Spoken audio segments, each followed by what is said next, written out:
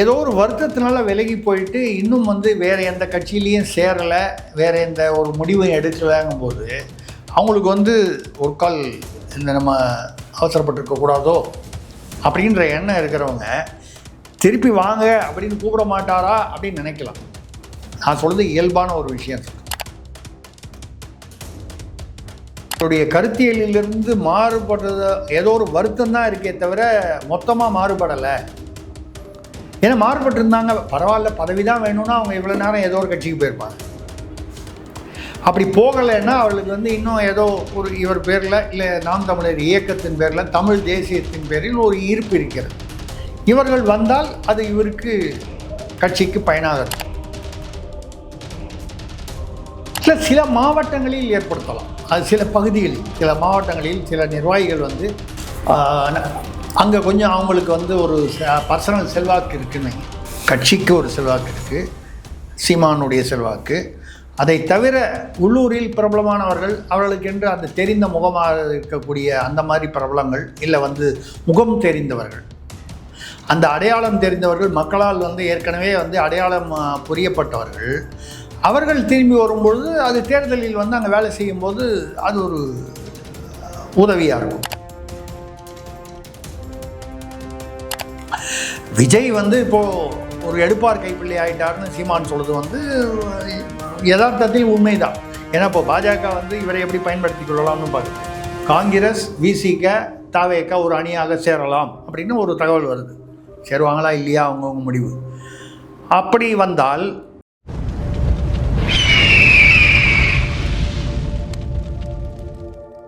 அரசியல் நேயர்களுக்கு வணக்கம். இன்று நம்மோது இணையும் சிறப்பு மூத்த பத்திரிகையாளர் திரிசக்தியார் அவர்கள். வணக்கம் சார். வணக்கம், சொல்லுங்கள் சார். நாம் தமிழர் கட்சியிலேருந்து விலகிய முன்னாள் நிர்வாகிகள் பலருக்கு சீமான் அவர்களை நேரடியாக அழைப்பு விடுத்திருக்கார். மீண்டும் கட்சியில் இணைங்க, 2026க்கான களப்பணியை செய்யணும் அப்படின்ற மாதிரி அழைப்புலாம் விடுத்து பார்த்தது அஃபிஷியலாகவே செய்திகள்லாம் வெளியாயிருக்கு. எப்படி பார்க்குறீங்க இந்த முன்னெடுப்பு? இல்லை, அதாவது ஒரு கட்சியிலிருந்து விலகி போனவங்கள திரும்பி கூப்பிட்றது அப்படிங்கிறது அவருடைய விருப்பம், சேரக்கூடியவர்களுடைய விருப்பத்தை பொறுத்தான விஷயம். அதே சமயம் அதாவது பெரிய கருத்தியல் ரீதியான வித்தியாசத்தினால விலகி போனாங்கன்னா அவங்க திரும்பி வர மாட்டாங்க. ஒரு பக்கம் இல்லை, கருத்தியல் ரீதியாக இல்லை, சின்ன சின்ன வருத்தங்களுக்கு எல்லா கட்சியிலும் உள்ளது தான். ஒரு நிர்வாகின்னு சொல்லி ஒரு இடத்துல ஒரு ஆளை நீங்கள் அப்பாயின்மெண்ட் பண்ணும்போது யாரோ 2 பேர் அங்கே ஏமாந்து போகிறான், அவனுக்கு ஏமாற்றம். 4 பேர் எதிர்பார்ப்பான், அதில் 2 பேர் ரொம்ப தீவிரமாக போட்டி போடுவான். நீங்கள் ஒருத்தருக்கு தான் கொடுக்க முடியும் அந்த பதவி. அப்போ நிச்சயமாக அந்த உள்ளுக்குள்ளே ஒரு குழப்பம் வருது. இது எல்லா கட்சியிலும் வரக்கூடியது. அந்தந்த கட்சியோட லெவலுக்கு தகுந்த மாதிரி வரும். இப்போ நீங்கள் திருச்சியில் இவ்வளோ பெரிய இதில் பார்த்தீங்கன்னா அன்பில் மகேஷ் அவர்கள் இந்த தீபாவளிக்கு என்ன பண்ணியிருக்காரு, 10,000 ரூபாயிலேருந்து ஆரம்பித்து கவுன்சிலருக்கு, நகர செயலாளர், அது இது அந்த பதவியெல்லாம் பொறுத்து மாவட்ட செயலாளர், அந்த இவங்களுக்கெல்லாம் 5 லட்சம் ரூபா வரைக்கும், 10,000 ரூபா, 50,000 ரூபா, 1 லட்சம் ரூபா, 5 லட்சம் ரூபா அவர் கொடுத்துருக்காரு தீபாவளி பரிசா. அப்புறம் ஸ்வீட் பாக்ஸு அது இதுன்னு. செந்தில் பாலாஜி கரூரில் பார்த்தீங்கன்னா ஏதோ எல்லாருக்கும் பூத் கமிட்டிக்காரங்களாம் கிரைண்டர் வாங்கி கொடுத்துருக்காரு. பொதுமக்களுக்கெல்லாம் கூட ஏதோ சில்வர் பாத்திரத்தில் இனிப்பு காரம்லாம் வச்சு கொடுத்துருக்காரு. ஸோ இப்போது அன்பில் மகேஷ் கொடுத்துட்டாருன்னா அங்கே என்ன ஆகும்? யாருக்கு டென்ஷன் ஆகும்? கேஎன்ஏருக்கு டென்ஷன் ஆகும். ஓரளவுக்கு திருச்சி சிவாவுக்கு டென்ஷன் ஆகும். கேஎன்ஏருக்கு அதிக அளவு டென்ஷனும், திருச்சி சிவாவுக்கு ஓரளவுக்கும். ஏன்னா அங்கே 3 குரூப்பாக இருக்குது. மெயின் குரூப் கேஎன்ஏரு, அன்பில் மகேஷ், திருச்சி சிவா கிளை குரூப்புன்னு வச்சுக்கலாம். இப்போ நான் சொல்கிறது என்னென்னா, இது எல்லா கட்சியிலும் உள்ளது. அதிமுகவில் எடுத்துக்கிட்டாலும் இதே மாதிரி இருக்கும். அதிமுகன்றது ஒரு பக்கம் சொல்கிறது இப்போ ஆட்சியில் இருக்கிறதுனால நம்ம அடையாளப்படுத்த முடியுது. அதிமுகவில் எடுத்துக்கிட்டாலும் அந்தந்த ஏரியாவில் இவர் எக்ஸுன்னா உடனே ஒய் எதிராக இருப்பார் உள்ள ஒரு கட்சிக்குள்ளேயே. இந்த மாதிரி விலகி போகிறவங்களில் இப்போ திமுகவுக்கு போகிறாங்க, சில பேர் திமுகவுக்கு போயிருக்கலாம், இல்லை அதிமுக வேறு கட்சியில் போய் இணைந்து அந்த பதவி வாங்கியிருந்தாங்கன்னா அவங்க திரும்பி வர மாட்டாங்க. ஏதோ ஒரு வருத்தத்தினால விலகி போயிட்டு இன்னும் வேறு எந்த கட்சியிலையும் சேரலை, வேறு எந்த ஒரு முடிவும் எடுக்கலாங்கும்போது அவங்களுக்கு ஒரு கால் நம்ம அவசரப்பட்டிருக்கக்கூடாதோ அப்படின்ற எண்ணம் இருக்கிறவங்க திருப்பி வாங்க அப்படின்னு கூப்பிட மாட்டாரா அப்படின்னு நினைக்கலாம். நான் சொல்கிறது இயல்பான ஒரு விஷயம் சொல்கிறேன். வேறு கட்சியில் போய் திமுகவில் போனாங்க. இப்போது அதிமுகலேருந்து ஓபிஎஸ் கூட இருந்த மருது அழகராஜ் வந்து திமுகவுக்கே போயிட்டார். திமுகவை வந்து மிக தீவிரமாக விமர்சனம் பண்ணியிருந்தார் அதிமுகவில் இருக்கும்போது. அவர்கள் சசிகலா ஜெயலலிதா இருக்கும்போதும் சரி. அதுக்கப்புறம் எடப்பாடி வந்தப்பறம் அவர் ஓபிஎஸ் பக்கம் வந்துட்டார். இருந்தாலும் இப்போ வந்து திமுக பக்கமே வந்துட்டார். அதில் ஏதோ அவருக்கு ஏதோ இலக்கிய அணி ஏதோ ஒரு பதவி கொடுத்துருக்காங்க. இதை மாதிரி வாங்கிட்டாங்க அப்படின்னா அவங்க வந்து மாறி வர்றதுக்கு வாய்ப்பு இல்லை. மறுபடியும் அந்த கட்சியை விட்டு வெளியில் வரமாட்டாங்க. ஏன்னா ஒரு பதவி வாங்கிட்டாங்க. அப்படி இல்லாமல் இங்கேருந்து விலகினாங்க, இன்னும் முடிவெடுக்கலை, இல்லை வேறு எந்த பக்கமும் போய் சேரலை அப்படின்னு இருக்கக்கூடியவர்கள் திரும்பி வருவதற்கான வாய்ப்புகள் உண்டு. இவரும் வந்து கதவை திறந்து வைத்திருக்கிறேன்னு சொல்கிறாரு. நல்ல நிர்வாகிகள், திறமையான நிர்வாகிகளாக இருந்தால் அவர்களை வந்து திருப்ப சேர்த்துக்கொள்வதில் ஒன்றும் தவறில்லை. அவங்களும் வந்து திருப்பி வந்து சேர்றாங்கன்னா 2 விதமாக வரலாம். இவருடைய கருத்தியலிலிருந்து மாறுபடுறது ஏதோ ஒரு வருத்தம் தான் இருக்கே தவிர மொத்தமாக மாறுபடலை. ஏன்னா மாறுபட்டிருந்தாங்க பரவாயில்ல, பதவி தான் வேணும்னா அவங்க இவ்வளோ நேரம் ஏதோ ஒரு கட்சிக்கு போயிருப்பாங்க. அப்படி போகலைன்னா அவர்களுக்கு வந்து இன்னும் ஏதோ ஒரு இவர் பேரில் இல்லை நாம் தமிழர் இயக்கத்தின் பேரில் தமிழ் தேசியத்தின் பேரில் ஒரு ஈர்ப்பு இருக்கிறது. இவர்கள் வந்தால் அது இவருக்கு கட்சிக்கு பயனாக இருக்கும். எல்லா கட்சியிலையும் ட்ரை பண்ணி பார்த்துட்டேன், எங்கேயுமே போனி ஆகலைன்னா அவங்க திரும்பி வந்தால் இவருக்கும் எந்த பயனும் இல்லை. 2 விதமாக இருக்கலாம். ஒன்று, பயனுள்ளவர்களாக இருந்தால் திரும்பி வந்தால் பயன் உண்டு. எல்லா இடத்துலையும் ட்ரை பண்ணுங்க, ஒரு இடத்துல கூட அப்ளிகேஷன் வந்து செட் ஆகலை, அப்படியும் 1-2 இருக்கும். அந்த மாதிரி ஆட்கள் திரும்பி வந்ததுனால ஒரு பெரிய வித்தியாசம் இருக்க போகிறதில்லை. ஸோ திரும்ப வருவது தவறில்லை.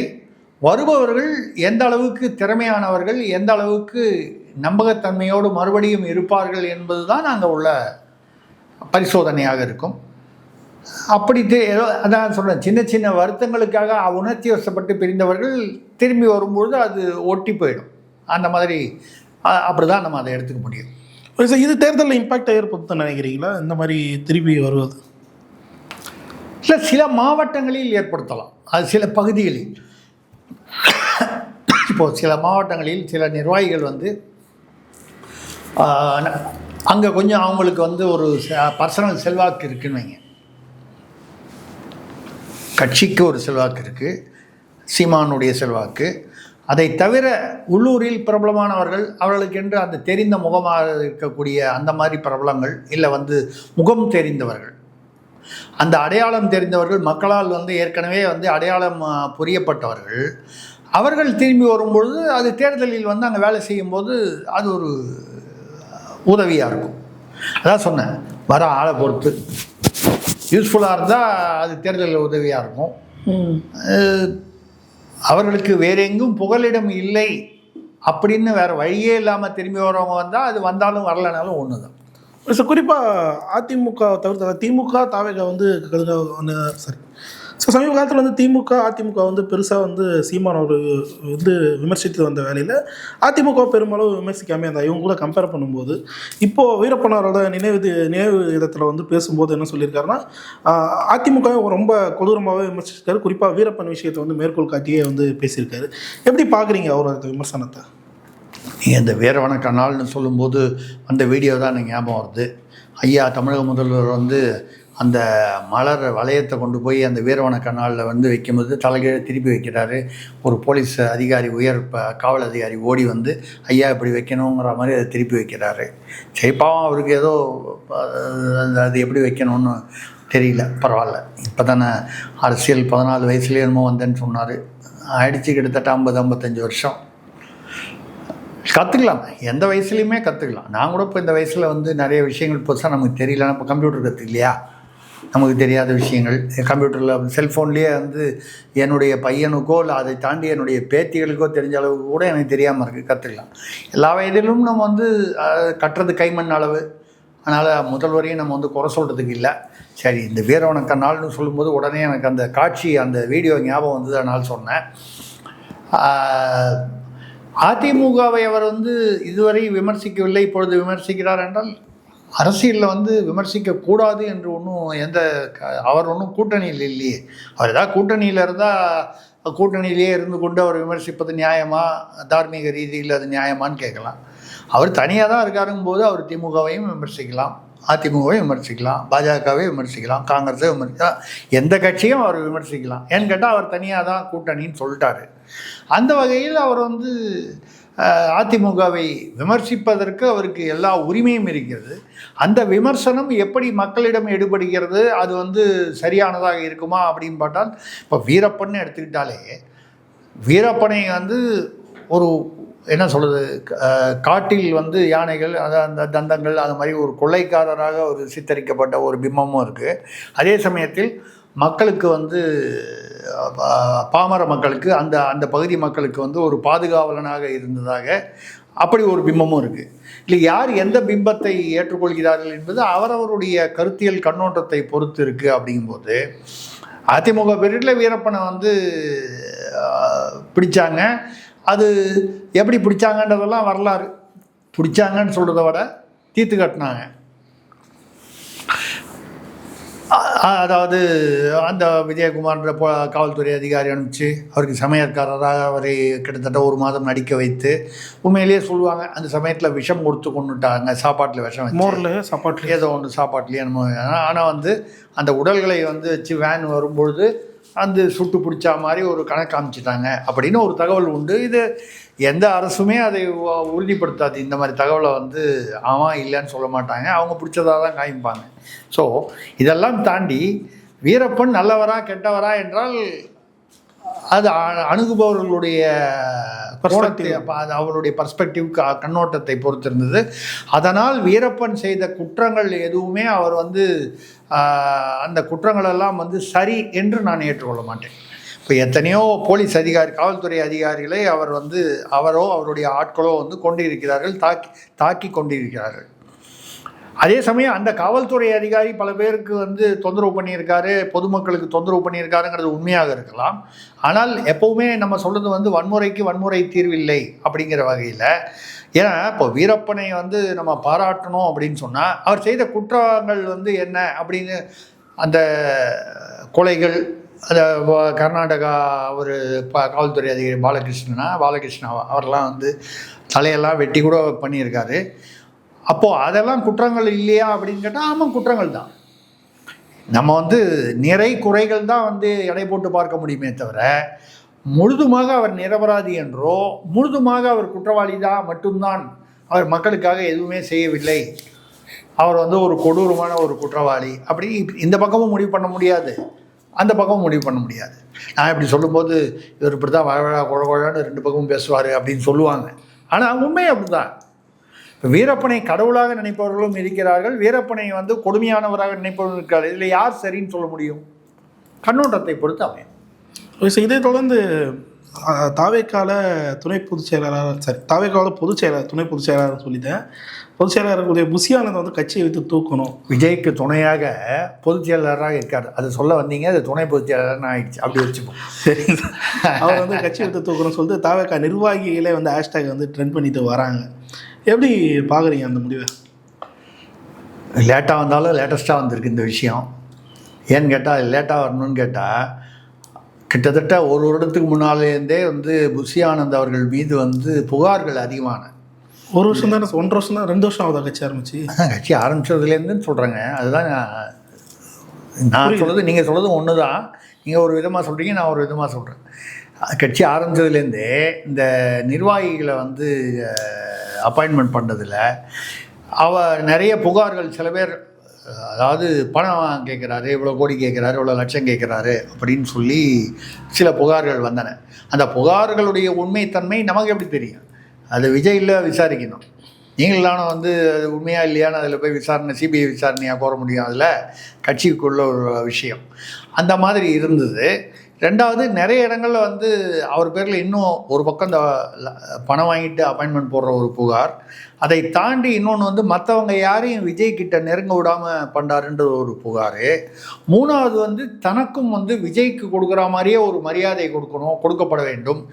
மேடையில் வந்து விஜயை பற்றி புகழ்ந்து பேசுபவர்கள் தன்னை பற்றியும் பேச வேண்டும், இவரது காலில் விழுந்து வணங்க வேண்டும் ஆசிகள் வாங்க வேண்டும். சார் கரூர் அந்த மாவட்ட போஸ்டரில் பார்த்தீங்கன்னா அவரை முதல்வரேன்னு போட்டால் இவரை துணை முதல்வரேன்னு போடணும். இப்படியெல்லாம் வந்து அதாவது நம்ம உயரம் நம்மளே தெரியணும், நமக்கு தெரியணும். இது வந்து ஆக சிறந்த உதாரணம் வந்து கலைஞர் கருணாநிதி ஐயா அவர்கள் வந்து ஒரு பீரியடில் பார்த்தீங்கன்னா சோனியா காந்தி அங்கே யூபிஏ அரசு இருக்கும்போது திமுகவினால்தான் அங்கே யூபிஏ அரசே வந்து ஆட்சி செலுத்த முடிகிறது. இவர்களுடைய சப்போர்ட் இல்லைன்னா அங்கே யூபிஏ அரசு ஒன்றும் இல்லை. மன்மோகன் சிங் இருந்தபோது சோனியா அவர்கள் வந்து பின்பக்கத்திலிருந்து இயக்கினார், பொம்மலாட்டம் தானே. அப்படி இருந்தபொழுது ஒரு நிருபர் ஒரு பத்திரிகை இதில் கேட்குறார், நீங்கள் சொல்கிறது தான் அங்கே நடக்குது டெல்லியிலன்னா இதுக்கு நீங்களே பிரதமராக இல்லாமல் ஏன் வந்து சோனியாவையோ மன்மோகன் சிங்கையோ இல்லை யாரையோ ஒருத்தர் வந்து பிரதமராக்கணும்? நீங்கள் சுட்டி காட்டுபவர் தான் பிரதமர் என்றால் நீங்களே பிரதமர் ஏன் ஆகக்கூடாது? ஒரு தமிழர் பிரதமர் ஆனார்ன்ற ஒரு பெருமை இருக்குமே அப்படின்னு கேட்கும்போது கலைஞர் எவ்வளோ விஷயங்கள் அவர் சொன்னது. மூப்பனாரை வரவிடாமல் பிரதமர் ஆக விடாமல் செஞ்சது அவர் தான். அப்துல் கலாம் மறுபடியும் ஜனாதிபதியாக வருவதை கெடுத்தவர் அவர் தான். அந்த வருத்தங்கள்லாம் தாண்டி அவர் சொன்ன விஷயம் வந்து ஒரு ரொம்ப சரியான விஷயம். என்னென்னால் விமர்சனங்களுக்கு அப்பாற்பட்டு அவர் சொன்னது வந்து என்னுடைய உயரம் எனக்கு தெரியும்னார். என்னுடைய உயரம்னா என்ன? என்னால் எது முடியும்? நான் அந்த பிரதமர் பதவிக்கு நான் தகுந்தவன் அல்ல.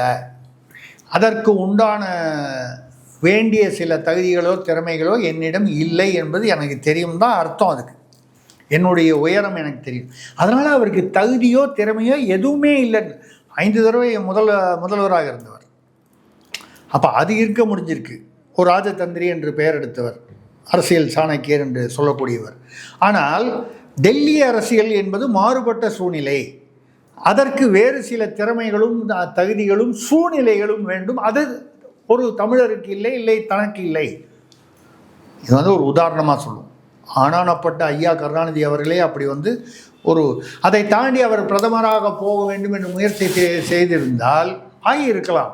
ஆனால் தேவகவுடா மாதிரி அவர் ஒரு வருஷமோ என்னமோ இருந்துட்டு அப்புறம் வந்து சத்தமே இல்லாமல் இப்போ தேவகவுடா எங்கே இருக்கார்? அரசியலில் காணாமல் போயிருப்பார். தேவகவுடா வந்து பிரதமராகி மறுபடியும் திரும்பி கர்நாடகா அரசியலுக்குள்ளே மறுபடியும் வர முடிஞ்சுதான்னு கேட்டால் முடியல. இப்போ ஏன் வந்து மம்தா பானர்ஜி அவர்கள் வந்து பிரதமர் கேண்டிடேட்டுக்கு இண்டி கூட்டணியில் வந்து தானே பிரதமராக முதல்ல வந்து அதெல்லாம் பேசினாங்க, அப்புறம் வந்து விட்டுட்டாங்க. மேற்கு வங்காளத்தை தாண்டி அவர்கள் டெல்லியை நோக்கி வருவதாக முயற்சி செய்து அது பலிக்காமல் போனாலோ இல்லை தற்காலிகமாக இருந்து திரும்பி போகிற மாதிரி வந்தாலோ திரும்பி போனால் அந்த இடம் இருக்காது. மேற்கு வங்காளத்தில் அவங்களும் சரி, கெஜ்ரிவால் டெல்லியிலையும் சரி, இதெல்லாம் உதாரணங்கள். அகிலேஷ் யாதவ் வந்து இதில், லாலு பிரசாத் யாதவ் வந்து பீகாரில், அகிலேஷ் யாதவ் யூபியில். இப்படி இந்த பிராந்தியத்திலேருந்து அங்கே போகிறவங்க வந்து இப்போ மோடி கூட குஜராத்திலிருந்து தான் போனாரேன்னா ஒவ்வொருடைய திறமை தகுதி பல விஷயங்களை பொறுத்து இருக்குது. அவர்களுக்கு வந்து இங்கே தான் வந்து அவர்களுடைய வலிமை வந்து அந்தந்த மாநிலத்தில், மொழிவாரி மாநிலத்தில் அப்படின்னு சொல்லும்போது அந்த வகையில் வந்து இதுக்காக நம்ம சொல்கிறோன்னா புஷி ஆனந்த போய் வந்து கருணாநிதியோட தேவகவுடாவோட மோடியோடலாம் வந்து நான் வந்து ஒப்பிடுறேன் அப்படிலாம் நினச்சிடக்கூடாது நீங்கள். அதனால் அந்த தலைவர்கள்லாம் என்னை மன்னிக்கிட்டோம். நான் வந்து அப்படி நினைக்கல. யார் சொல்கிறதெல்லாம் வந்து என்னென்னால் புஷி ஆனந்த் வந்து தன்னை ரொம்ப ஓவராக வந்து முன்னிலைப்படுத்தி கொண்டார் என்கிற ஒரு புகார் வந்து ஆரம்பத்திலிருந்தே அந்த கட்சியில் இருந்திருக்கிறது. அந்த இது வந்து இப்பொழுது வந்து வலுப்பெற்றிருக்கிறது. வலுப்பெற்று இப்போ வந்து ஹேஷ்டேக்கே போட்டாங்க, கெட் அவுட்டுன்னு போட்டு. என்னை பொறுத்த வரைக்கும் அது வந்து விஜயுடைய முடிவு. அவரை வந்து பொதுச் செயலாளராக வைக்கணுமா இல்லை வேறு யாரையாவது மாற்றணுமான்றது தலைவராக இருக்கக்கூடிய விஜயுடைய முடிவு. அதே சமயம் அவர் பெரிய ஒரு அரசியல்வாதி, அவருடைய அனுபவம் வந்து இது வரைக்கும் பயன்பட்டு தான் கேட்டால் என்னை பொறுத்த வரைக்கும் எந்த பிரயோஜனமும் இல்லை அப்படிங்கிறது தான் வந்து கசப்பான உண்மை. ஏன் சார் அவர் தான் அந்த ஈவெண்ட்லாம் மேனேஜ் பண்ணியிருக்காரு மதுரையில்? எது கரூர்லேயும் அவர் தான் மேனேஜ் பண்ணாரா? அந்த 41 பேர் நெரிசல் அவர் தான் மேனேஜ் பண்ணாருன்னு சொல்கிறீங்களா? ஐயா இப்படி சொன்னீங்கன்னா உங்களை தேடிட்டு சிபிஐ வந்துடுங்க ஐயா. இல்லை நான் சொல்லலை, ஆனால் அவர் ஓடி ஒளிஞ்சாரு. யார்? புஷி ஆனந்த் ஓடி ஒளிஞ்சாரு. கரெக்டு. அப்போ நீங்கள் சொல்கிறத பார்த்தா கன்ஃபார்ம் பண்ணுற மாதிரி இருக்குது. நான் சொல்லலை. இல்லை, அதாவது அவர் தானே எல்லாத்தையும் வந்து மேனேஜ் பண்ணார் அப்படின்னு சொன்னால் அது அதையும் அவர் தான் மேனேஜ் பண்ணாரா? அது எவ்வளோ லட்சணமாக மேனேஜ் பண்ணாருன்னு தான் தெரிஞ்சு போச்சா கரூரில். அவர் பண்ணியிருந்தால் இல்லைங்க, வேறு யார் மேனேஜ் பண்ணா? ஐயா விஜயும் மேனேஜ் பண்ண மாட்டார், புஷி ஆனந்தும் மேனேஜ் பண்ண மாட்டார், அவரும் பண்ணலை, ஜான் ஆரோக்கியசாமியும் பண்ணலை, ஆதவ அர்ஜுனாவும் பண்ணல, நிர்மல்குமாரும் பண்ணல. யார் தான்? அப்போ மேனேஜே பண்ணலைன்னால் எப்படி ஒரு இவ்வளோ பெரிய ஒரு கூட்டம் வந்து மேனேஜே பண்ணாமல் வந்து நடந்தது என்றால் இது வந்து அதோடைய விளைவுகளை தான் இப்போ அனுபவிச்சுக்கிட்டு இருக்காங்க. சார் இப்படி சொன்னால் உங்களை வந்து ஊப்பின்றுவாங்க சார். யார்? நீங்கள் இந்த மாதிரி கருத்துலாம் சொன்ன தாவே கேட்குதுரா? இல்லைன்னா சங்கின்னு சொல்ல போகிறாங்க. எப்படி சொன்னால் எனக்கு சங்கி சொல்ல மாட்டாங்க, அவங்க ஊப்பி தான். இப்போது ஊப்பியா ரைட்டு சொல்லிட்டு போங்க, ஆனாலும் என்ன புரியுது. அதான் நம்ம வந்து அதான் நம்ம வந்து எந்த சார்பிலையும் இல்லை. அங்கே நடந்த தவறுக்கு நிச்சயமாக விஜயம் சேர்ந்து தான். இப்போ கூட பாருங்கள், எவ்வளோ நாள் ஆச்சு? 1 மாதம் இல்லை, 3 வாரம் ஆயிடுச்சு.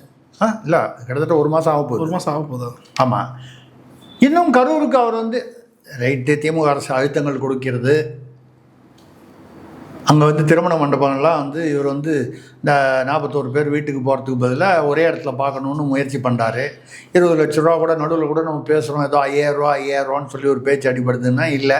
அதை தாண்டி ஒரு காலம் அந்த ஆலோசனை கொடுத்ததை நிராகரித்து விட்டு அவர் 20 லட்ச ரூபா பணம் ஏதோ 2 பேரை தவிர பாக்கி பேருக்கெல்லாம் போட்டார். அந்த 2 பேர் அக்கௌண்ட் ஏதோ சரியா இல்லைன்னு ஏதோ மொத்தம் போட்டுட்டாருன்னு வைங்க. ஆனால் என்னென்னா அதே திமுக பாணியில் தான் இவரும் வந்து சில விஷயங்கள், அது மினி திமுகனா திமுகவோட பி டீம் நம்ம அப்படி போல திமுக பாணியிலேயே அதே ஸ்டைல்லையே இவர் வராரு. ஆனால் திமுகவில் இருந்த கட்டமைப்பு, திமுகவில் உள்ள இப்போ இருந்து அன்னைக்கு இருந்ததும் சரி இன்னைக்கு இருந்ததும் சரி அந்த கட்டமைப்பெல்லாம் இல்லாமல் திமுகவை காப்பி அடிக்கிற மாதிரி பண்ணுறாரு. நீங்கள் வந்து இப்போ பார்த்தீங்கன்னா ஒரு அம்மா சொல்கிறாங்க, பார்க்குறதுக்கே கஷ்டமாக இருக்குங்க. என் குழந்தை செத்து போச்சு இந்த இதில் நெரிசலில், ஆனாலும் பரவாயில்ல, தளபதி அவர்களை வந்து அருகிலிருந்து பார்க்கக்கூடிய ஒரு வாய்ப்பு கொடுத்து என் குழந்தை உயிரை கொடுத்து எனக்கு அந்த குழந்தைய அந்த வாய்ப்பை கொடுத்தது. ஒரு தாய் பேசுகிற பேச்சா அது? குழந்தை வந்து தன் உயிரை கொடுத்து தளபதி அவரை பார்க்கணுமா? நம்மால் யதார்த்தத்தில் வந்து நீங்கள் பார்த்தீங்கன்னா அப்படின்னா இது பேச வைத்து பேசுறது, அதாவது ட்ராமாவாக நாடகமாக பேசுவது என்பதற்காக சொல்கிறேன். எந்த ஒரு தாயும் மனதார சொல்வதற்கு வாய்ப்பே இல்லை. அப்படி சொன்னால் அவள் தாயே இல்லை. நீங்கள் அதுக்கப்புறம் விஜய்க்கு ஓட்டு போடுங்க போடாதீங்க, விஜய் ரசிகராயிருங்க, இல்லாமல் போங்க, அது வேற விஷயம். ஆனால் என் குழந்தை தன் உயிரை கொடுத்து அந்த வாய்ப்பை எனக்கு கொடுத்தது ஏதோ பெருமை சந்தோஷம்னு சொன்னால், சந்தோஷம்ன்ற வார்த்தை சொல்லலை, அந்த அர்த்தத்தில் சொல்லும் பொழுது அது எவ்வளவு ஒரு நாடகத்தனமாக தெரிகிறது. அதனால தான் சொல்கிறேன், அந்த திமுக தனமாக தெரிகிறது. திமுக தனமாகன்னா என்னென்னா பார்த்தீங்கன்னா, இப்போ கூட அந்த கரூர் 30 விழாவில் வந்து 1 லட்சம் பேர் வந்து சேர் போட்டிருந்தோம், 1.5 லட்சம் பேர் பின்னால் கொடை பிடிச்சிட்டு இருந்தாங்கன்னு ஒரு 25 பேர் 30 பேர் அங்கங்கே 100 கணக்கில் கூட சொல்கிறாங்க. ஒரு மாவட்டத்துலேருந்தும் இளைஞர்கள் ஒரே வசனத்தை சொன்னாங்க, 15,000 பணம் தர 15,000 பணம் தரேன்னு சொல்லி தராமல் விட்டாங்களாம். அந்த மாதிரி இந்த அம்மா இப்படி சொல்லுது. இன்னொரு அம்மா சொல்லுது, எனக்கு 2 மகள்கள் போயிட்டாங்க, ஆனால் வந்து விஜயை வந்து பார்க்க முடிஞ்சது. ஐயா, வெங்கடாச்சலபதி திருப்பதியில் போய் பெருமாளை பார்க்கறதுக்கு கூட வந்து நெரிசலில் போய் பார்க்கணுன்னா நம்ம என்ன சொல்கிறோம்? அப்படி நெரிசலில் பார்த்து கடவுளை பார்ப்பானே, வீட்டிலேருந்தே கடவுளை கொண்டு போக வேண்டியதானே? எல்லாம் வல்ல கடவுள் அப்படின்னு நம்பிக்கை உள்ளவர்களுக்கு கடவுள் அப்படின்னு சொல்லக்கூடிய அந்த இறைவனை பார்ப்பதாக இருந்தால் கூட நீங்கள் யதார்த்தங்களுக்கு உட்பட்டு நெரிசல்லாம் இல்லாமல் ஒரு முறையான ஒரு வகையில் வந்து உங்களுக்கு பிரச்சனை இல்லாத வகையில் போய் பார்க்கணும்னு இல்லாமல் ஒரு நடிகரை இல்லை ஒரு அரசியல் தலைவரனே வச்சுக்கலாம், அவர் இன்னும் தலைவர் ஆகலை, இருந்தாலும் வரப்போகும் தலைவர்னு வச்சுக்கலாம், எதிர்கால தலைவர். அப்படி ஒரு சூழ்நிலை இருக்கிறாரு.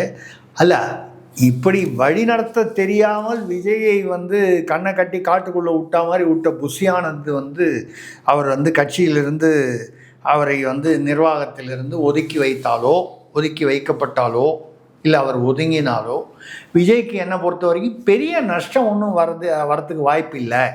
இது வரைக்கும் என்ன லாபம் இருந்ததுன்னு பார்த்தீங்கன்னா பெரிய லாபம் ஒன்றும் இல்லை, அதனால் நஷ்டம் ஒன்றும் வராது அப்படிங்கிற ஒரு எண்ணத்தில் தான் நான் சொல்கிறேன். இப்போ கூட இந்த திருமண மண்டபம்லாம் வந்து அங்கே யாருமே கொடுக்கலையா? அதான் இவங்க தான் ரூல்ஸ் போட்டாங்கல்ல சார், வழியில் வந்து வேகத்தடை இருக்கக்கூடாது, சுற்றி 1 கிலோமீட்டருக்கு ஆட்கள் இருக்கக்கூடாது, அந்த மாதிரிலாம் ரூல்ஸ் போட்டிருக்காங்களே தாவேகா சார்பில் கொடுத்துருக்கிற கண்டிஷன் பிரகாரம் எந்த ஊர்லேயும் எப்போவுமே அவர் போக முடியாது. பட்டிக்காட்டில் கூட இருக்காது. அதான் எந்த ஊருக்குமே அவர் போக முடியாது, அது வாய்ப்பே இல்லை. அந்த அந்த அந்த எத்தனை கிலோமீட்டரும் வந்து ஆள் நடமாட்டமே கூடாதுன்னா, ஸ்பீட் பிரேக்கர் இருக்கக்கூடாது, ஸ்பீட் பிரேக்கர் இருக்கக்கூடாது, ஆட்கள் வந்து சைடில் வரக்கூடாது. ஏங்க மனுஷன்லாம் வந்து விஜய் வராருன்றதுனால வந்து ரோட்டில் நடமாட்டமே இருக்கக்கூடாது. கிராமங்கள்லாம் வந்து அன்றைக்கி பந்து மாதிரி வந்து எல்லாத்தையும் வந்து மூடிடணும், கடையெல்லாம் மூடிடணும்.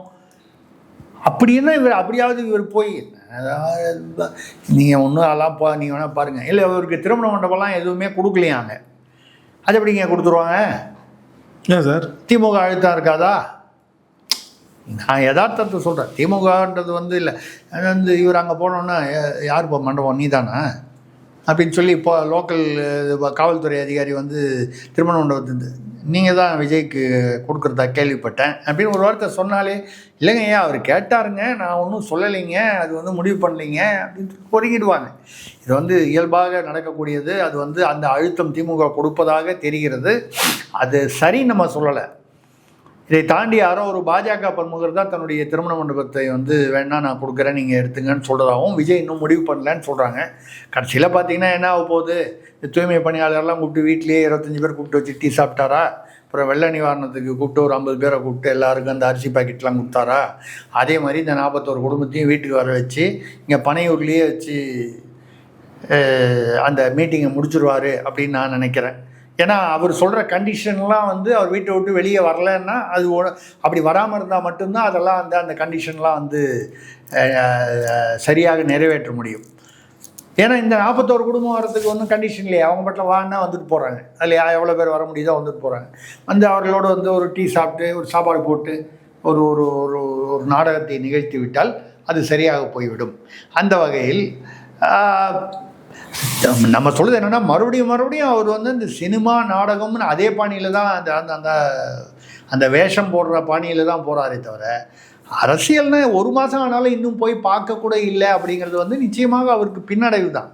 அது பின்னடைவுன்னு சொல்கிற அளவுக்கு நீங்கள் சொல்கிற புஷி ஆனந்தோ இல்லை மற்ற எந்த நிர்வாகிகளுமே அவருக்கு வந்து சொல்லலை, இல்லை சொல்லியும் அவர் கேட்கலையா நமக்கு தெரியாது. ஆனால் சார், நாம் தமிழர் கட்சி சார்பில் வந்து எடுப்பார் கைப்பிள்ளையாக தாவேக்கா இப்போ மாறி இருக்குன்ற ஒரு குற்றச்சாட்டை வச்சுருக்காங்களே சார், அதை எப்படி பார்க்குறீங்க? எடுப்பார் கைப்பிள்ளைன்னா கரெக்டு தான். ஏன்னா வந்து உண்மையாக அதுதானே. நாம் தமிழோட இல்லை, ஏற்கனவே நம்ம சொன்னது வந்து அவர் கை குழந்தைன்னு சொன்னோம். அப்படின்னா என்ன அர்த்தம்? அவர் தவழ்கிறார்னு சொன்னோம். அரசியலில் தடுமாறுகிறார்னு சொல்கிறது தான் குழந்தை தவழும்போது என்ன பண்ணோம், தடுக்கி விழுவும். அது மாதிரி தடுக்கி விழுந்திருக்காரு, கொஞ்சம் பெருசாகவே விழுந்துட்டார் இந்த கரூர் விஷயத்தில். அப்படின்னு சொல்லும்பொழுது எடுப்பார் கைப்பிள்ளைன்னா அன்றைக்கி வந்து பாஜக வந்து கொள்கை எதிரி, இவங்க அரசியல் எதிரி, இவங்க திமுக அப்படிலாம் பேசினார். இப்போ அந்த பாஜக தான் வந்து இவரை காப்பாற்ற வேண்டிய ஒரு சூழ்நிலையில் வந்து சிக்கிக்கொண்டார். அது திமுகவின் சதியா இல்லை இவருடைய நிர்வாகத்திறன் இல்லை இன்மையா அப்படிங்கிறதெல்லாம் வந்து இல்லை ரெண்டுமா எல்லாமே இருக்கலாம். இதை தாண்டி அவருடைய நிலை இன்று வந்து பாஜக ஒரு பக்கம் வந்து இவரை கையில் எடுத்தா என்ன நினைக்குது, காங்கிரஸ் ராகுல் பேசுகிறார், ராகுலோடு இவர் வந்து நேருடைய சந்திப்பதற்கான ஒரு மீட்டிங் ஏற்பாடு பண்ணுறாங்கன்னு சொல்கிறாங்க. ஆக யார் வந்து கையில் எடுக்க முடியும்? திமுக இவரை கையில் எடுக்காது. இவர் திமுக பக்கம் இனிமேல் அதாவது திமுகவுக்கு சார்பில் போகிறதுக்கு வாய்ப்பில்லை. ஏன்னா இப்போ எதிரியே அவங்க தான் கன்ஃபார்ம் ஆகிடுச்சு. இதே பாஜகவை வந்து இவர் வந்து நீங்கள் சிபிஐ வந்து அந்த அஜித்குமார் விவகாரத்தில் வந்து இவர் பேசும்போது என்ன பேசினார் மேடையில்? சிபிஐ வேணான்னாரு. சிபிஐ வந்து இடி இதெல்லாம் வந்து மத்திய அரசுடைய ஏஜென்ட்டு, அதனால் அவர்கள் தேவையில்லை, சிபிஐ விசாரணை தான் வந்து நேர்மையாக விசாரணைன்னு யார் சொன்னா? கேட்டாரா இல்லையா? 2 மாதத்துக்குள்ளே என்ன ஆச்சு? சிபிஐ விசாரணை வேண்டும் என்று ஆதவ அர்ஜுனா அது தியாவையா சார்பில் வழக்கு போட வேண்டிய சூழ்நிலை வந்ததா இல்லையா? அவங்க போடலன்றாங்கல்ல. ஆதவ அர்ஜுனா போடாமல் யார் போட்டாங்க? இப்போ சமீபத்தில் ஒரு நேர்காணலில் பார்த்தா அவங்க கட்சி ஆதரவாக பேச நாங்கள் போடலன்றாரு. யாரோ 3 பேர் போட்டாங்கன்னாங்க. அவங்க வந்து இவர் சார்பாக போட்டாங்க, பொதுமக்கள் நாங்கள். ஒருத்தர் பிரபாகரன் ஒருத்தர் வந்து ஆமாம் நான் போட்டேன், என்னை அழுத்தம் கொடுத்தாங்க, அது விட்ரா பண்ண சொல்லினார். இதெல்லாம் தள்ளி விட்டுட்டு பார்த்தீங்கன்னா ஆதவ அர்ஜுனா ஒரு வழக்கு போட்டாரா இல்லையா? டெல்லியில் போனார், உச்ச நீதிமன்றம் வரைக்கும் போனாங்களா இல்லையா?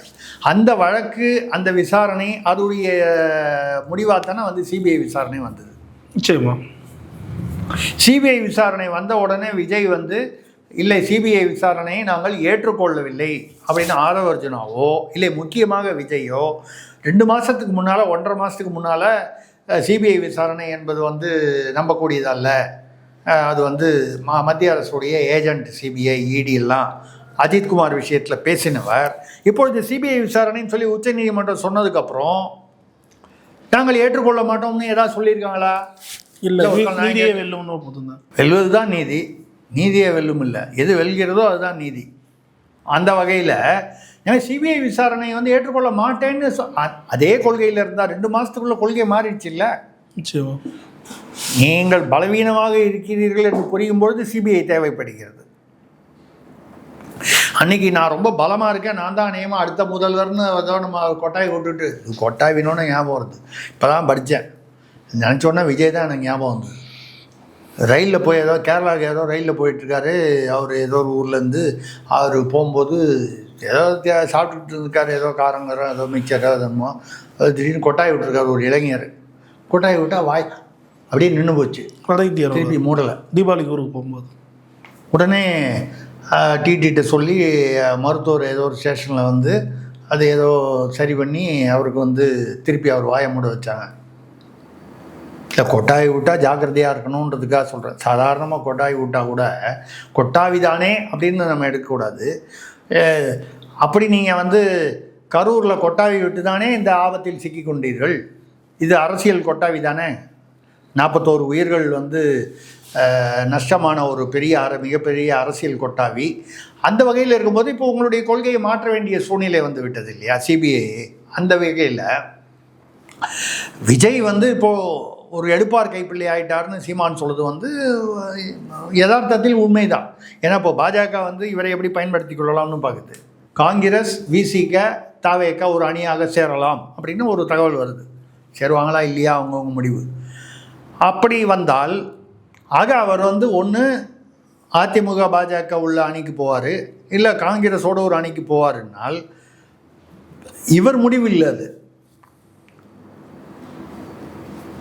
அதாவது காற்று எந்த பக்கம் அடிக்குதோ அந்த பக்கம் போகிற மாதிரி, இந்த தண்ணி எந்த பக்கம் ஆற்றுல சுழல் அந்த அந்த போக்கு, ஆற்றுடைய போக்கு எப்படி போகுதோ நதியின் போக்கு, அந்த போக்கில் நம்ம வந்து போகிறது அப்படிங்கும்போது அது இவருடைய முடிவில்லை, அது எடுப்பார் கைப்பிள்ளை தான். அது மாதிரி ஒரு சூழ்நிலையில் வந்து கரூர் அவரை சிக்க வைத்து விட்டது. அவர் தெரிந்தோ தெரியாமலோ, தெரிஞ்சிருந்தால் மாட்டிருக்க மாட்டார், அப்படி அது புரியாமல் தெரியாமல் அவர் சிக்கி கொண்டிருக்கிறார். இப்பொழுது அவர் இந்த பக்கம் பாஜக வந்து அவரை கையாள போகிறதா, பாஜக அதிமுக அல்லது காங்கிரஸ் வந்து கையாள போகிறதா இவரை அப்படின்னு மொத்தம் யாரோ கையாள போகிறார். இவருக்கு சுயமாக முடிவெடுக்கக்கூடிய சூழ்நிலையில் அவர் இல்லை. அதற்கு காரணம் அவருடைய நிர்வாக திறன் குறைவு தான். இதில் புஷி ஆனந்த் இருந்தால் என்ன, வயசுக்கு வந்தால் என்ன, வரலைன்னா என்ன, இதுதான் நம்மளுடைய கருத்து. ஓகே சார், பல்வேறு கேள்விக்கு தெளிவான சார். வணக்கம், நன்றி.